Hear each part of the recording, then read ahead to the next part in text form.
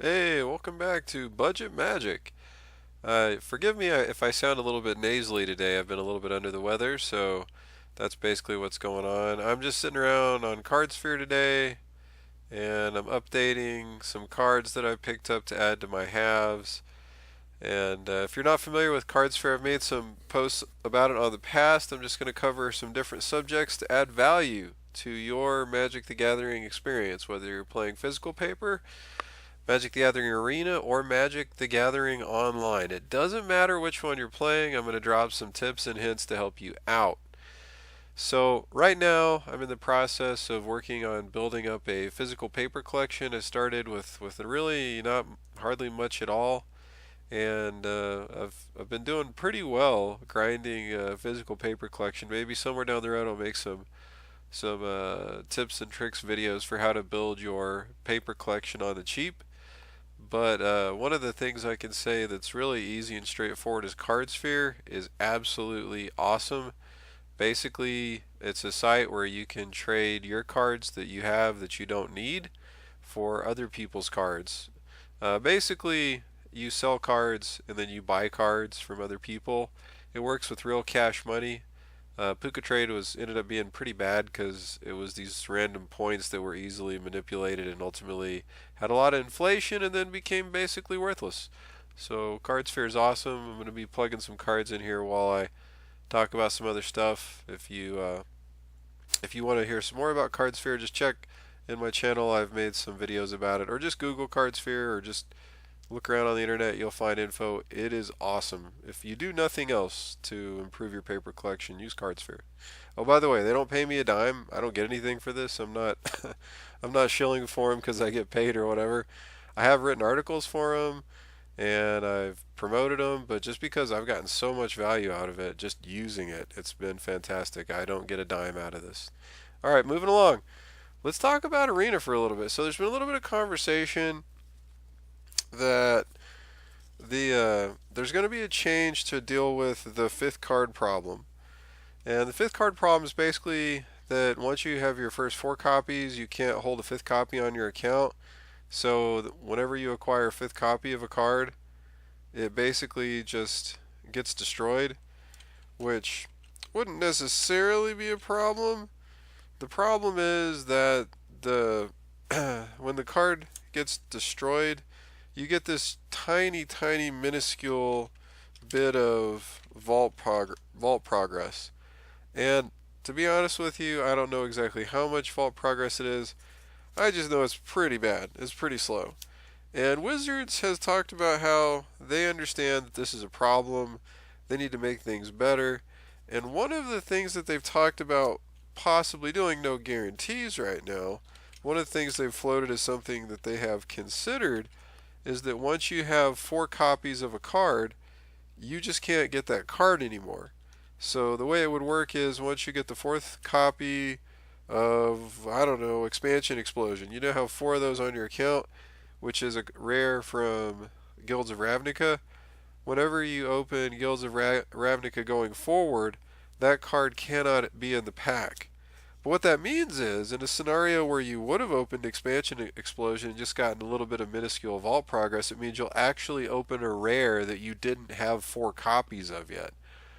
Which means that your progress could go a lot faster. So let's skip to the punch. What's the actual bottom line here?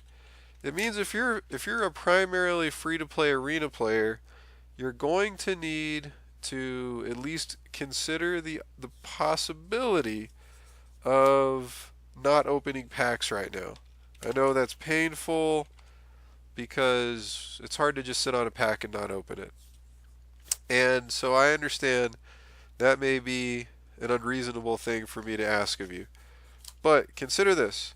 Let's say that it takes him another month to get the fix in place. And let's say that just grinding and doing free stuff, you manage to accumulate, let's say, I don't know, you could, like, on the averages, you could, if you're grinding pretty hard, you could probably get like a pack a day. So let's say you could get more than that even really, but let's just say a pack a day.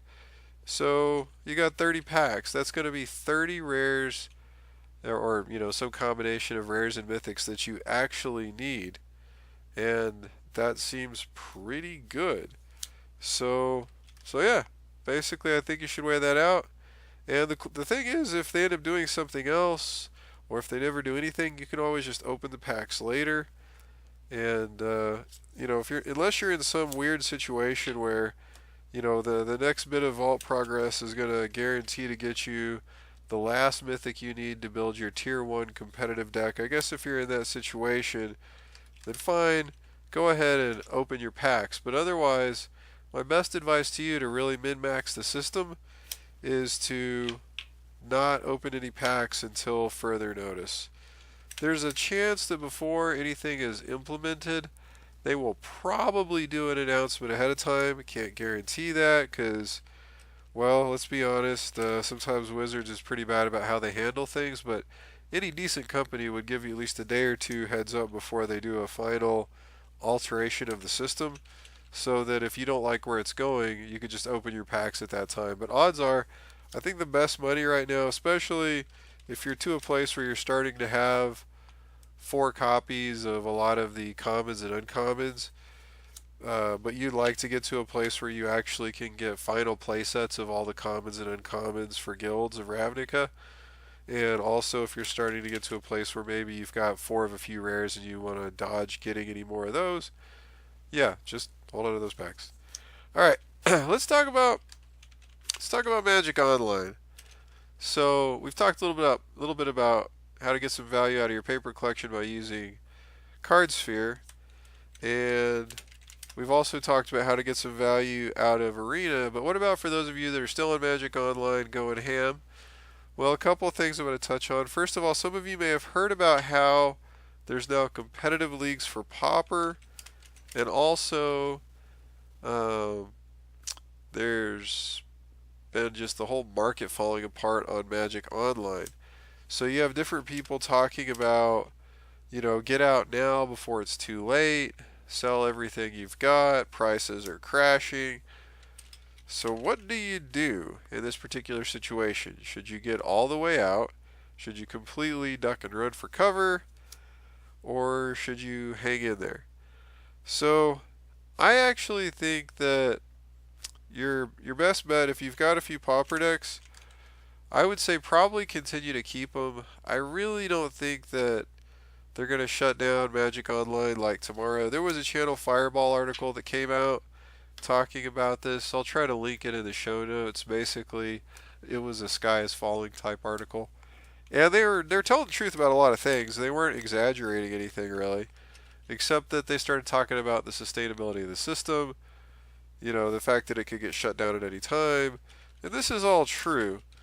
So, I mean, let me add a little caveat here. If you don't actually play any formats on Magic Online, you've had cards sitting on there for the last year and you just never got rid of them, I guess you could go ahead and just get rid of them. You're probably better off to not hold stuff if you're not actively managing your collection.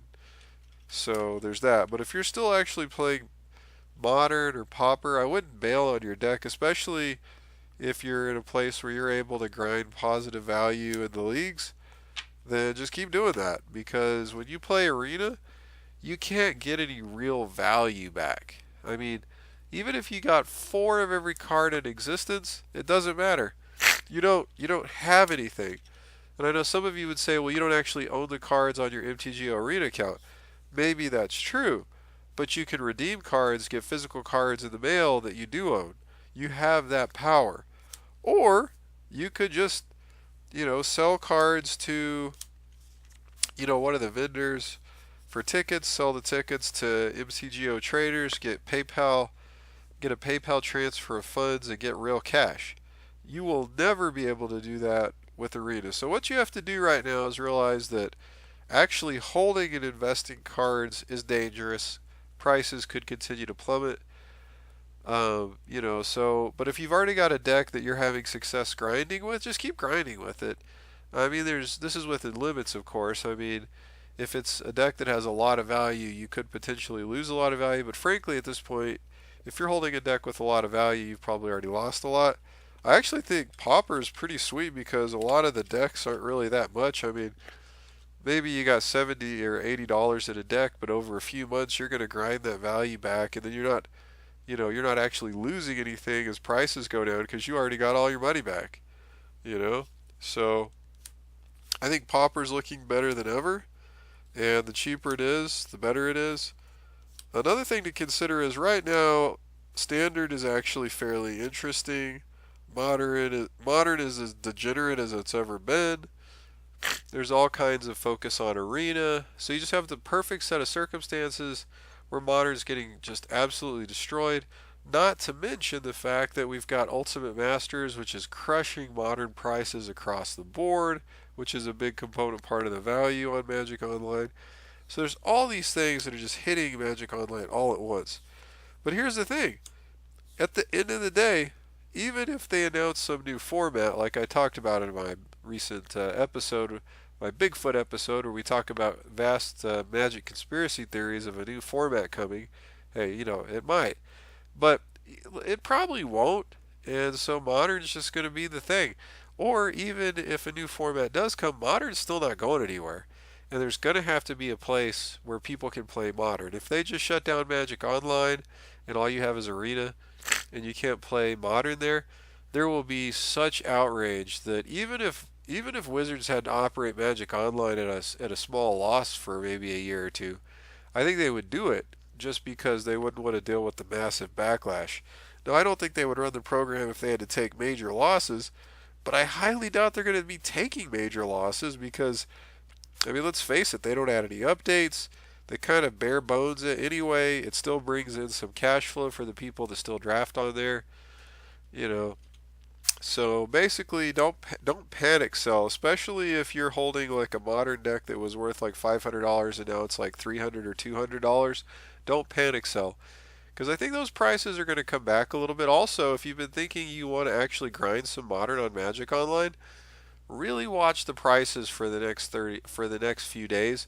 We're going to have that big announcement tomorrow. See what that is. If that shakes the prices some more, I could see like a scenario where they announce a new Eternal format that shakes a bunch of prices up online, causes a lot of Modern staples to crash even further. That kind of stuff could definitely happen. But whatever you do, just don't write off Magic Online yet. There's still going to be a lot of great opportunities there for at least the next year, maybe the next 2 or 3 years. And you got everything about investing is being a good contrarian. So when everybody else is terrified and running away, that's a good time to potentially pick up the stuff that you've been thinking about picking up for a while. And when everybody else is feeling exuberant and like everything's perfect and prices are skyrocketing, that's usually a good time to sell. So yeah, if there's any Modern staples you wanted to build a deck with or something like that, maybe hop in there and pick it up.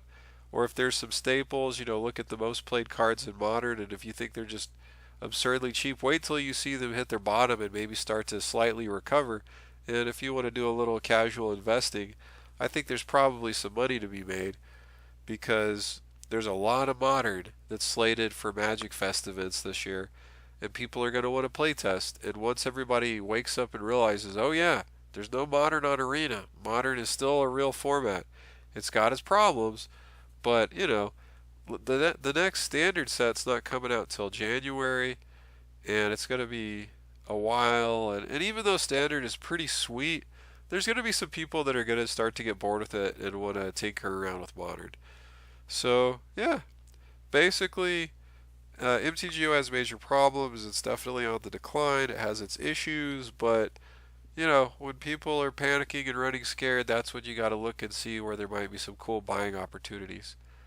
So yeah, that's basically all I have for today. Oh, also, for those of you that